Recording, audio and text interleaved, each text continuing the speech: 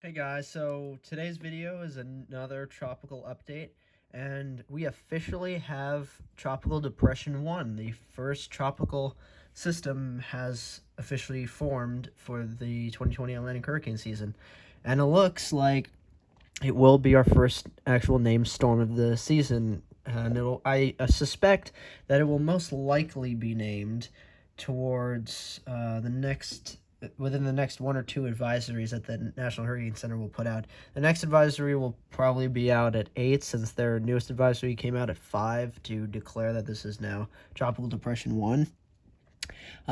So first we're gonna look at the model, show what they think the system, they think the system will go. I'm gonna be using the 12Z run for the GFS and the 12Z run for the other models, since like the Euro and the CMC don't put out 18Z runs, only 12Z and 00Z runs. The 18Z for the GFS is literally just coming out, so I'll have to use the 12Z run.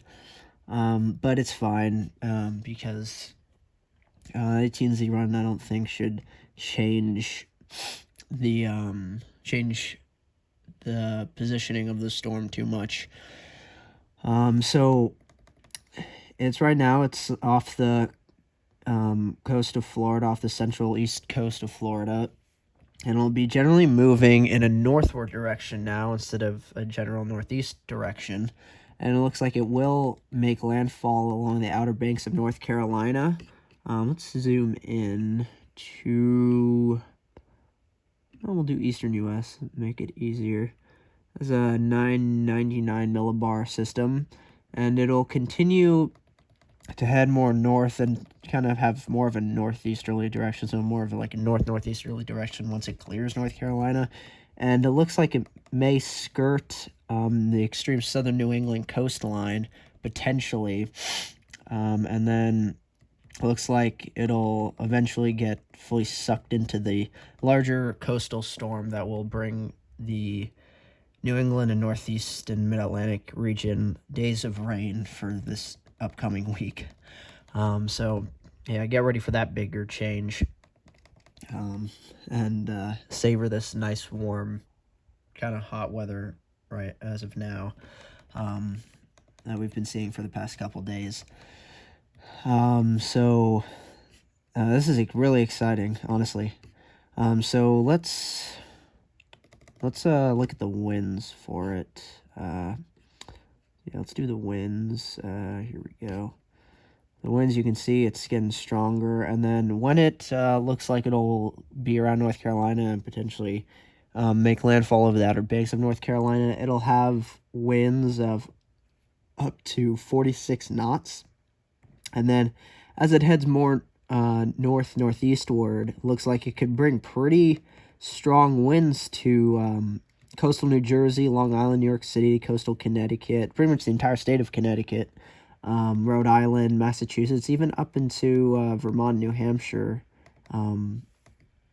So I'm thinking that that this system at its max strength will probably be around 60 miles per hour.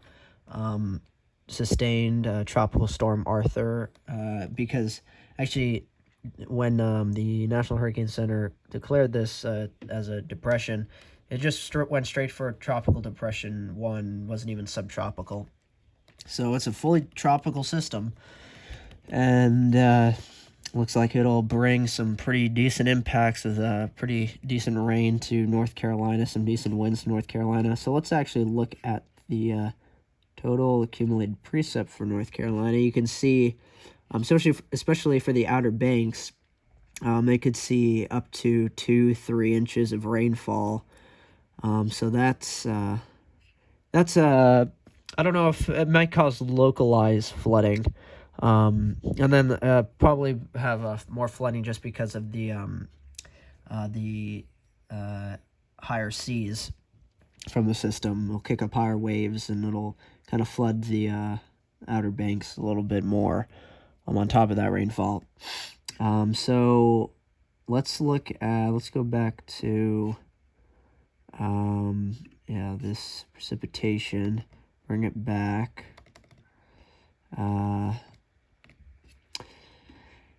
let's look at the Euro. The Euro, I'll tell you, the Euro is not, will not make the system seem all that strong. And it looks like it'll skirt the Outer Banks instead of making landfall and then curve out to sea because of this high pressure coming in, actually, that'll be over northern New England. We'll have to see, though, what happens with that high pressure and see if the system, the depression, will its forward speed is at 13 miles per hour, heading more northeastward. See if its forward speed will pick up a bit more, so it might beat the high pressure. But we'll see what happens with that. Let's look. Let's see. Does it have? No. Let's look at the vorticity. It shows decent vorticity for it. But it's not really much. CMC, well, we can actually look at the precipitation for it. And the CMC shows it just offshore of the Outer Banks and then curving out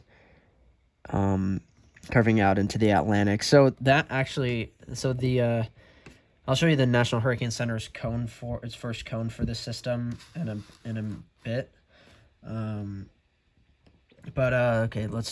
First, let's look at the total rainfall from this system for North Carolina, and you can see it shows a good bit less than what the GFS is showing, but up towards, especially for the southern parts of the Outer Banks, up to an inch and a quarter. But generally, most of the Outer Banks will receive up to an inch. So, yeah. Yeah. Let's go to the National Hurricane Center's website.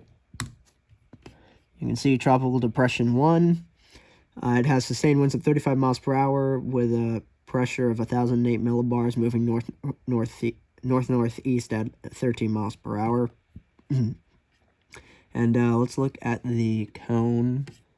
And you can see it'll move in a generally northern direction, and then it's actually kind of is siding more with the CMC. It's kind of in between the GFS and Euro. It'll start heading in a northeasterly direction, skirt the Outer Banks of North Carolina. They already have tropical storm watches out for the Outer Banks, and then it'll slowly start to curve away from the coast and out into the Atlantic. We'll have to see if they will change this cone, if at all, at maybe closer to the coast even, and have the coastal Mid-Atlantic, coastal New England might get actually skirted by it. But let's actually look at the tropical storm force wind speed probabilities, and you can see that they have, for the Outer Banks, they have up to 40%, maybe 50% for tropical storm force winds, and then pretty much up into the coast of New Jersey, Long Island, coastal Connecticut, Rhode Island, coastal Massachusetts, kind of up to a 10%, maybe 20-30% for the Cape. So that's there's that. They have hurricane. No, they wouldn't. It's not going to become a hurricane. I don't even know why I clicked on that anyway. So that's what the National Hurricane Center is showing, and its next advisory on the system will be at 8 p.m. Because now they're going to be doing the every 3 hour advisories, updates, since it's officially a tropical system. So there's that. This is really exciting. We'll just have to see what they do for their next advisory for this system, and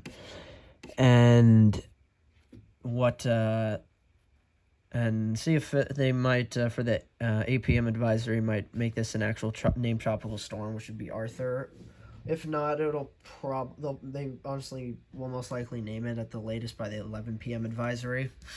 I think, because I think by the time we wake up all tomorrow morning, it will be a named tropical system, which would be Arthur, again, and but honestly, I think it will be named one of these advisories over tonight, sometime tonight.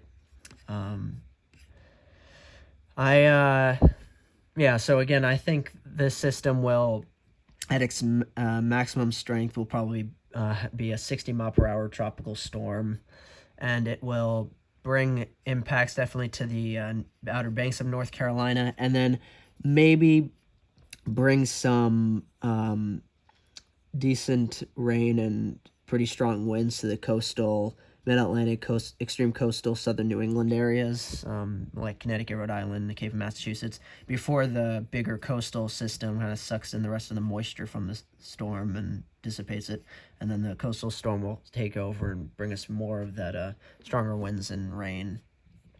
Yeah, that's it for today's video, guys. Hope you enjoyed. Please like, comment, subscribe below, and I'll see you guys in the next video. Bye.